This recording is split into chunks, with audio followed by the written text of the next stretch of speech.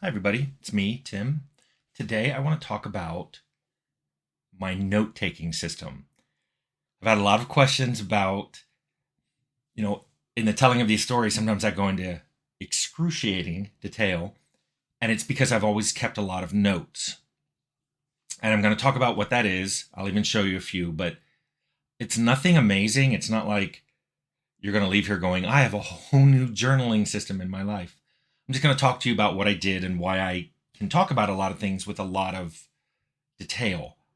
Um, Even then, I try to run some of my stories by people I've worked with to make sure, is this what happened? Because sometimes I'll read something in my journal and I don't remember it, but I wrote it down right after it happened. So just to start, so I got my first job at Pegasus, which later turned into Cybron, when I was 16, and I worked there until I was 20. I have no notes from then. I was a teenager. I was so excited that I had a job in the game industry, it didn't occur to me to ever write anything down. So most of my stories, and I don't have a lot, are like the highest highs and the lowest lows from that period. Everything else, totally forgotten. So I went to college. I actually worked there a little bit in college, but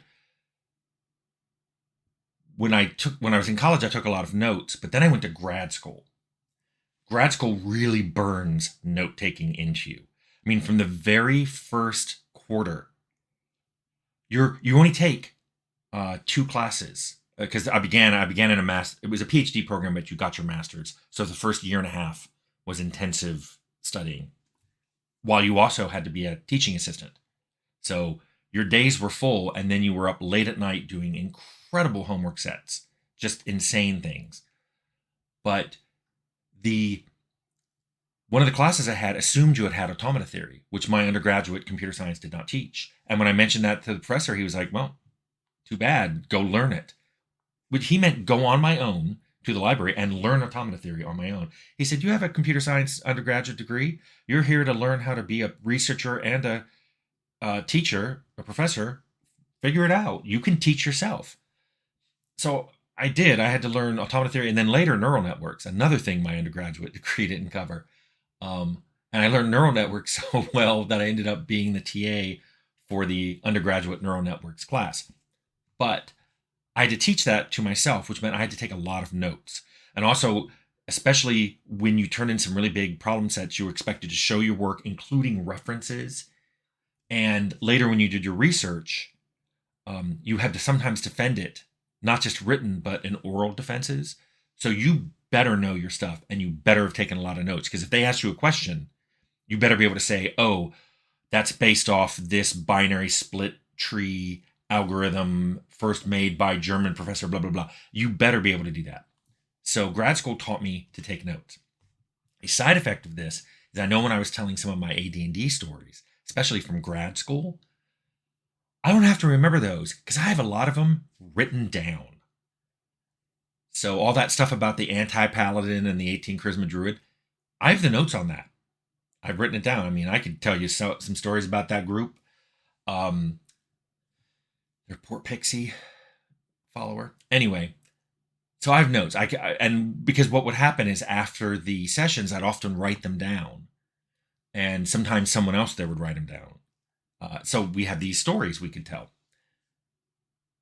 So by the time I started working at Interplay in 91, I was a contractor. That meant I was working at home, which meant I often had to write a lot of notes. So when I went in once a week to talk to the producer, I would remember what I wanted to say. Also, as a contractor, you have to keep track of the money you're making because you're self-employed, so you have to do quarterly taxes in the United States. So I took extensive notes on exactly what I had done so I could tell my producer questions I had so I could ask him and other people when I would go to Interplay once a week. And also, as I got paid, all this went into, actually, it was Lotus 123. And I actually have those digital files. And a few years ago, probably more than 10, I converted them to Excel, which I started using. I started using Excel probably, so there was the Lotus 123 in the early 90s, and then switched to Excel in the late 90s. And then I started using a program from Microsoft called Microsoft Money, which has been sunsetted, but I still have the program running because I like it. So I can basically go back to 1991 and tell you all the money I earned and all the money I spent by category. That's why, when I was talking about my Fallout 1 bonus, I went and looked it up. I know exactly what my bonus was. I know what all my bonuses were at Interplay. I know that I was, when Leonard and Jason and I had to underpay ourselves because there just wasn't enough money to pay all the employees and the expenses of starting up Troika and ourselves. We just didn't pay ourselves. And that was a scary time because I was still using Lotus. No, I think I was on Excel by then. It was showing a lot less money is coming in than is going out. And that's why I ended up refinancing my house.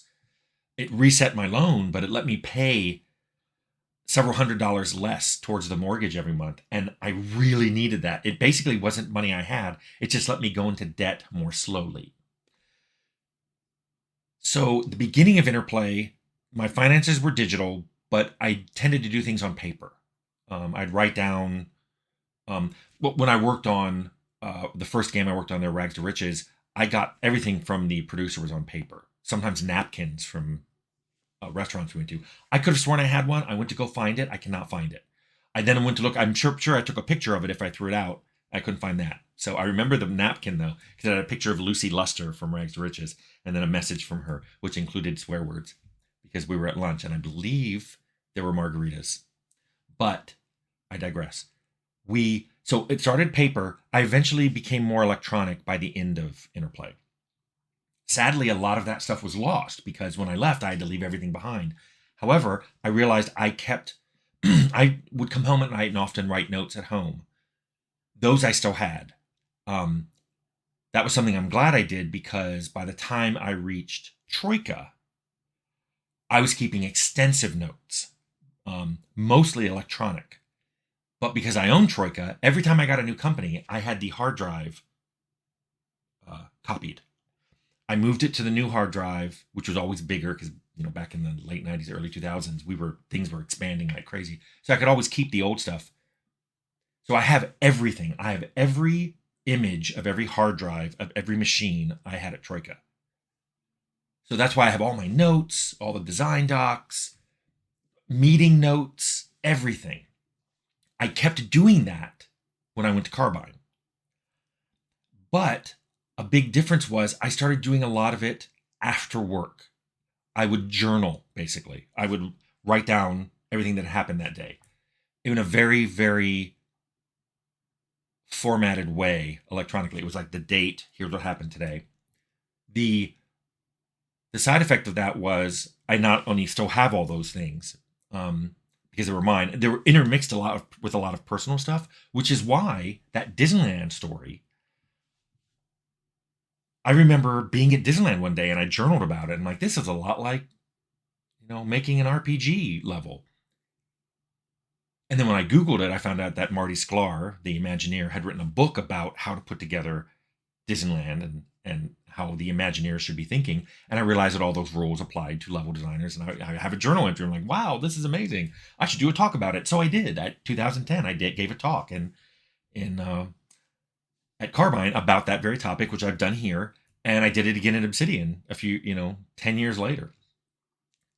All thanks to the fact that I kept all these journals. Now, Carbine ended not well. I'll eventually talk about that. It's not a good story. It has its ups and downs like every place, but it's not a good story. And I kind of like, I didn't really like talking a lot about how walking away from Fallout 2, it's the same thing at Carbine. It's just the second and only time in my career I walked away from a project that was in progress. But I'm very proud to say both of those games shipped. And I'm happy to say that every game I ever worked on shipped. Well, every game I ever got paid to work on shipped. So when I started Obsidian, I did not want to be a lead. I told them that, which is funny because, I was there for less than a month and they asked me to be a lead on a strike team. And I'm like, nope. So for years, I just was basically my title was senior programmer and I did some design on the side. I have very few notes from that period. It's one of the reasons I haven't talked a lot about South Park or Pillars or Tyranny. It's not that long ago, but I'm going to have to do it all from memory. I did not take notes. I pretty much stopped taking notes in early 2012. So within a few months of leaving Carbine, I slowly stopped taking notes about things until just I finally stopped. I did not restart taking notes until the Outer Worlds. And when I did that, I went back to paper. And I did that for a couple reasons. One, I wanted to be something I could keep. And two, I wanted it to be something that, I mean, I could and did digitize it later, but it was nice to have this physical thing, and I still have it. It's this book right here. I'm sure people remember me having this. I carried it around everywhere I went, at work and away from work. It has this lovely artwork on the front where I do a little rocket ship, and it is full of notes, and most of them are just, dates. Like, here's a page where I'm talking about the music I want, and it's music I want, ambient, how I want the module set up, transition music, main menu, combat music, and all that. And then I talk about the music styles I want to do. I mean, these are just the kind of notes I took so that when I actually met with the music director, the audio director, I'd be able to pull this out and go, here's what I want you to do. Sometimes I'd have meetings, and after the meetings, often at night, that night, I would write down in here everything that happened. And that was important to me because I knew that sometimes I would forget things later. I mean, this is my beginning of my 40th year, so I'd been in the industry for 30 years exactly when I started at Obsidian. And I just wanted to kind of keep my head straight and go, this is the stuff that I want to remember. Because I had all those notes, when I semi-retired, I kept a new journal. This is the journal I started. Actually, I think I started it. Let's see if I've got any dates on here. I don't know if I dated these. That's so dumb. These aren't dated. But it's like, here's post-apocalyptic idea number 1, and it's 2 pages. And then you turn the page, and it's post-apocalyptic idea number 2. It's just, I wrote everything down. It's like ideas on setting, and ideas on story, and ideas on what unique mechanics it would have. And I have a ton of them. Here's me still trying to work out the shape stuff. I just have tons of ideas for things on different apocalypse, not anything like the other post-apocalyptic one. Different ideas of how to do stats, of how to do perks, of how to do exploration in a game. There's an outline of talks I wanted to give. My Lord of Light game design is in here. So this is not even full, so I'm still putting things in here. I'm just not filling it as fast because I'm retired and I don't need to do that. But I do have a lot of stuff that I could... I mean, if someone came up to me tomorrow with a bag of money and said, you have to take this, you have to make a game, I wouldn't have to invent anything. I basically got a trove of stuff. So I've taken all that, and I did, like I said, I digitized the stuff that wasn't digital. The Fallout notes alone are 80-some pages. I ended up writing this book, printed it out, solid. It's over 500 pages. It's my entire career. Like I said, I'm not going to give this away to anybody. I've had a few people read it, and they said it was really dry. Also, several people said, well, it's kind of mean. And I'm like, how? And when we talked about it, they said, well, it's weird. It doesn't sound mean when you talk about it, but it sounds mean when I read it. So, hence this channel. People have even said, I mean, I've had some negative stuff in here that I've said, but overwhelmingly it's pretty positive. Because you know what? After 42 years, I can say it was a pretty fun career I had. But some bad stuff happened in it. And I don't want to avoid that stuff. And I have notes that explain them in detail. But at the same time, you know, I used to explain to people, it's like, I didn't dig ditches and I didn't save people through open heart surgery. I basically made computers go beep boop. People loved the beeping and the booping that I made, but ultimately I made games. I did not save the world. So I try not to take it overly seriously.